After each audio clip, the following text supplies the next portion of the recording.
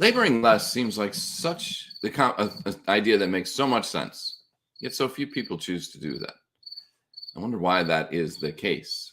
Seems like everybody would want to work less if they could gain better results, yet few choose that pathway. So today we'll talk about laboring less, the challenges, and more on this episode of today's Antidote.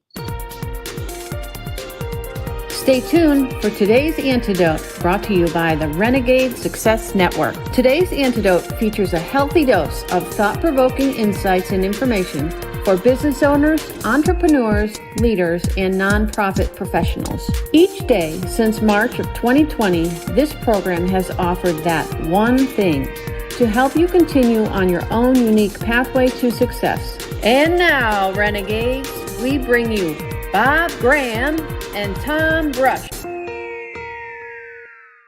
Hey, Tom. Good morning. Good morning, Bob. How are you? I'm good. You know, some mornings you do the introduction and I'm like, ooh, I really want to listen to that. That would be really exciting. Today was one of those days where I was like, man, I can't wait for this. I can't wait for what this guy's going to tell me. And then I realized I have to be one of the people that tells people what happens. So there's that going on. Well, you get to be a part of the conversation, right? That's it. It's exciting. Yes. I'm excited to be part of it. I can't wait to see where it goes. You got to work on you don't have to, but just your intro has changed. Put it that way. Not your intro. Yeah. There we go. Now that was back to the way you typically do it, which is okay. It's all right to change. I was focused on what you said this morning. I was in the zone. Oh, all right. Well, then we better get to it, I guess, huh? I think that's a great idea. So welcome, everyone, to today's Antidote, our daily broadcast and podcast. Each week, Bob and I have a conversation around a topic. And this week's topic, as I mentioned, is labor less. Today, we'll talk about the challenges of that. And as we go through that conversation, if you have thoughts or ideas you'd like to share, we'd love for you to share them with us as well. So just put them in the comments, whether you happen to be following us on Facebook, Instagram, YouTube, Twitter, or LinkedIn Live, baby. Yes, LinkedIn Live, baby. I think you need to write to them and get them to change it to LinkedIn Live, baby. I think has a little more pizzazz than LinkedIn Live. It does. And at the conclusion of that conversation, Bob and I will each offer our one thing, our today's antidote. That thing that we hope will help you figure out, maybe today, or maybe somewhere down the road, how to take your next step along your own unique pathway to success. And if you, by chance, have a one thing, of course, please feel free to share that in the comments as well. We know that when we add our value, share our value, it can help someone else out, and you might have the value that somebody is looking for to make the difference for them. So we would encourage that. We'll get to that conversation in just a minute. And as we do every morning, we start with our celebrations. Bob, what are you celebrating today? I am celebrating the fact that yesterday afternoon, I could have done any number of things, but I chose to go to the new gym at the place where I'm living and actually lifted weights and did some strength training, which I absolutely hate on every level. It drives me crazy, but I found a way to make it enjoyable. I played a podcast that I've been meaning to listen to. And ours? No. No. No, I listened to ours earlier in the day, and I didn't want to be distracted. So it was good. And I feel different this morning. I slept better last night, and this morning I ran, and I could certainly feel that I had done some exercise yesterday, but I'm celebrating the fact that I got into what I hope is the start of a cycle of exercising every day, not just every other day. Nice. There's always that first day after when you haven't lifted in a while, or done any sort of lifting. Yeah. Usually for me, it kicks in about 48 hours, 36 to 48 hours when I was like, oh yeah, that's what I did yesterday. Oh, I'm not looking forward to that. Yeah. Well, how about you? What are you celebrating? Well, today is a big day. Oh, that's right. The Buffalo Bills play tonight. The NFL season kicks off, and yes, the Buffalo Bills play tonight. No one else, just the Bills play tonight. They're the only team that matters. Well, odds are they could win the Super Bowl if they're the only team. Odds are. Sadly, that's not the way it works. Yes, the Bills play the Rams tonight. I'm excited to watch my Bills back on the field after it's been a long time since they were on their way to the AFC Championship game with 13 seconds to go, and then they weren't. So I'm ready for them to get back on the field and start their path to hopefully the success that they desire. Okay. All right. That's a good one. I'd forgotten about that. So yes, it's a big day. So, all right. So let's dive into the conversation around labor less. We've been talking about it all week. And really, two of the, I would say, concepts that we've been talking around are, one, working less, just actually physically doing less work. Spending less time at the actual job. Correct. Mm-hmm.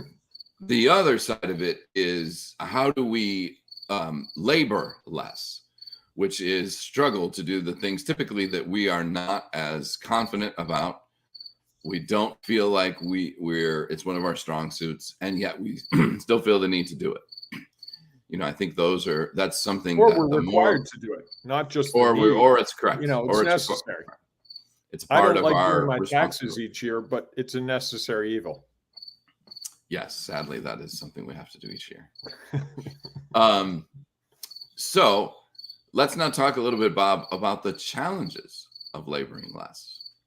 Well, the biggest challenge I find to laboring less is it's hard to get off the spinning wheel. Once you start going really aggressively at something and you're working hard and you're spending more time, and you start to lose your perspective. You can't see the forest through the trees. And it becomes a just self-fulfilling prophecy that I'm the only person who can do this. I've got to keep going. And someone says, hey, why don't you take a minute and let's plan? And no, I don't have time to plan. I'm coaching someone right now who is really busy and can't find time to plan. And his wife actually contacted me and said, I'm really worried about him. I think he might have like a heart attack or something worse, because he's just working constantly and he doesn't understand. So I talked to him and I tried to explain to him, hey, you need to take some time. I don't have time. I just don't have that time. And it's like, well, what's going to happen next? And he's like, I don't know. I don't have a choice.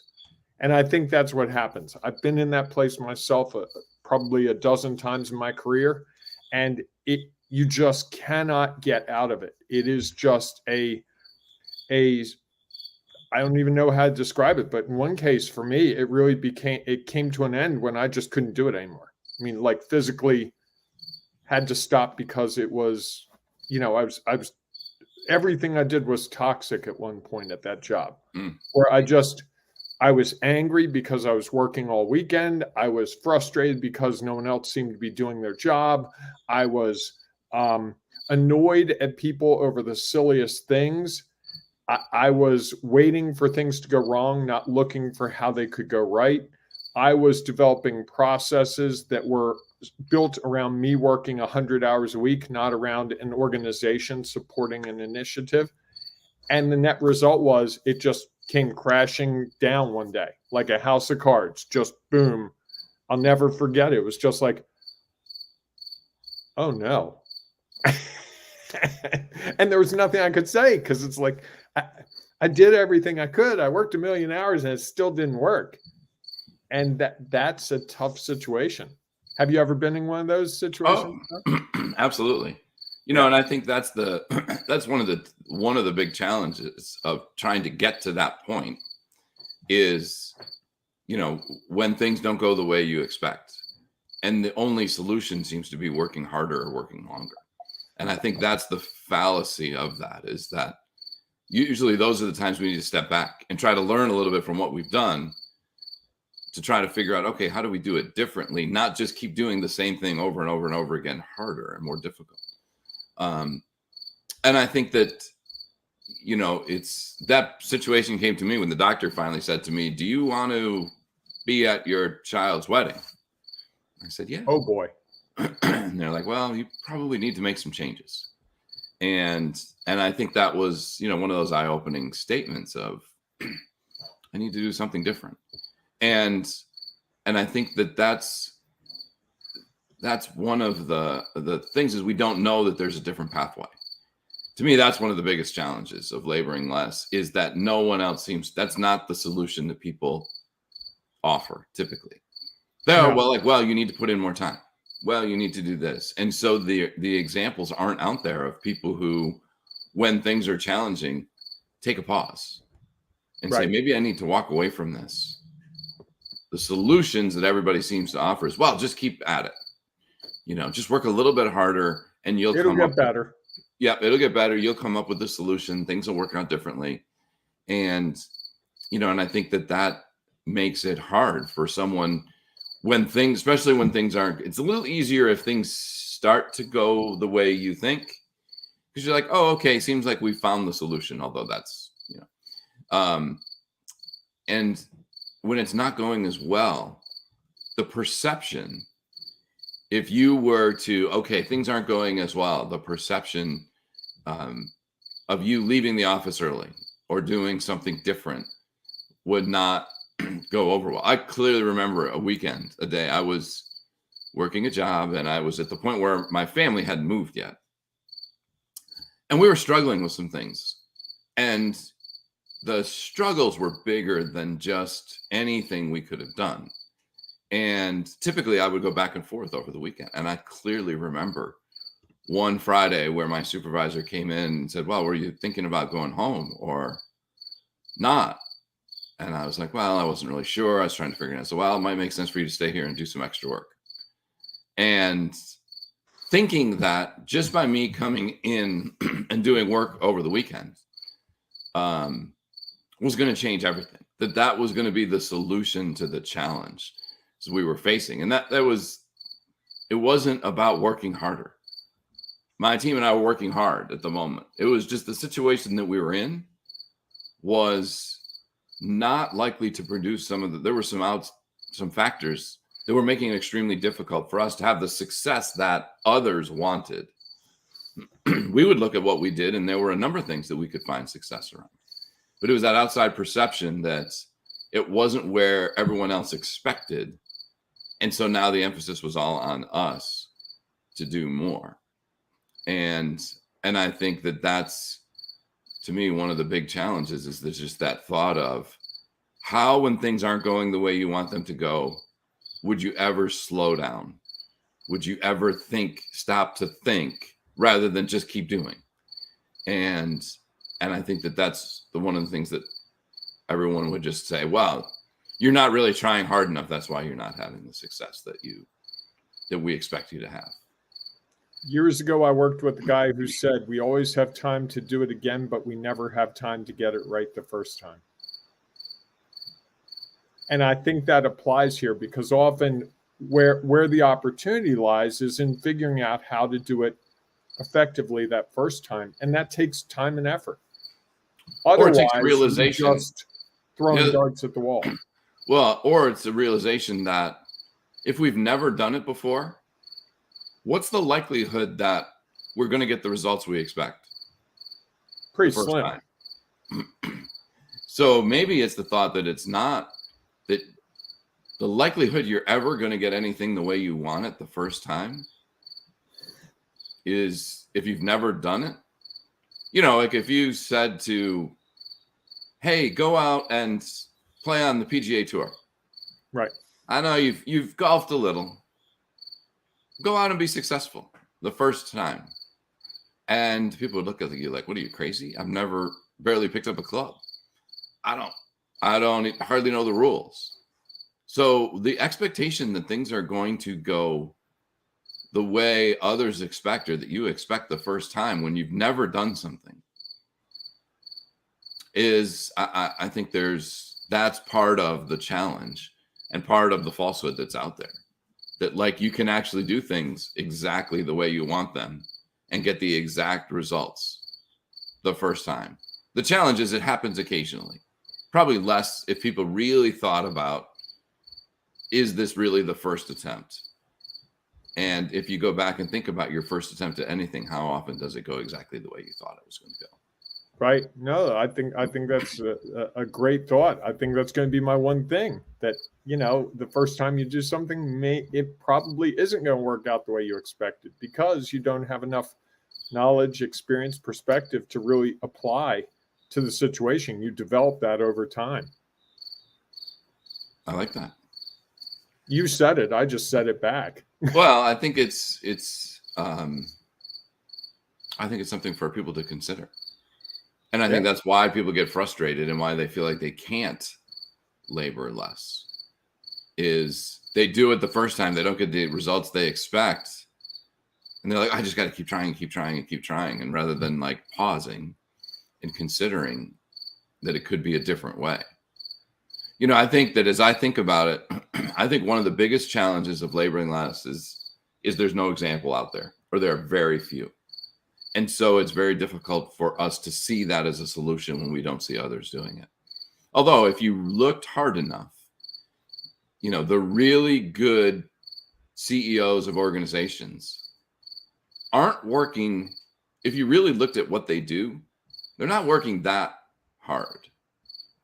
They're working differently. They're out doing the things that they're really good at, whatever that might be, building relationships, managing their team. And yet managing their team for the really good CEOs is, I hired really good people. Let them go figure it out.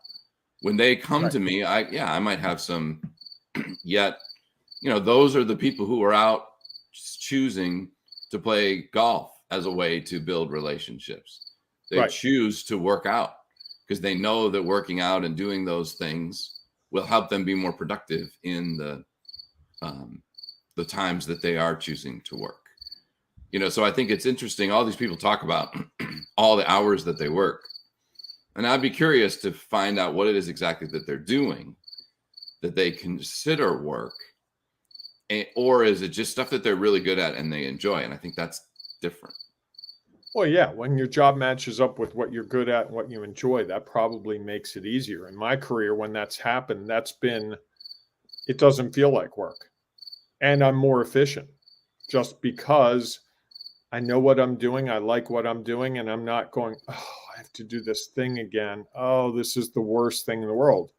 You know, those types of projects tend to suck time and the life out of us and make it hard to really enjoy things. And we all get those projects. Neither of us is saying you won't get those situations where you have to do work you don't want to do. It's just a matter of, in as much as possible, can you find the work that you like doing more? Sure. And get to the point where those other things you pass off to someone else who has a different skill set. Right. That might be really good at that. And that's what I think the really effective CEOs, you know, they talk about their days, and a lot of their days are filled with journaling, reading, working out, you know, doing those things that help them be better prepared to then go and do whatever it is that they're going to do. And they do the things that they really love to do. And they figure out what are those things and how do I find others to do those things that I don't enjoy doing as much. And thus they have more time to do other things. Right. Wow. You did not disappoint, Tom. Fun conversation. I like it. All right, everyone. If you have a thought or idea you'd like to share, your antidote, please feel free to put it in the comments, because we know it might be just exactly what someone else is looking for. And if you happen to be listening to our podcast, we know there's no opportunity to comment there.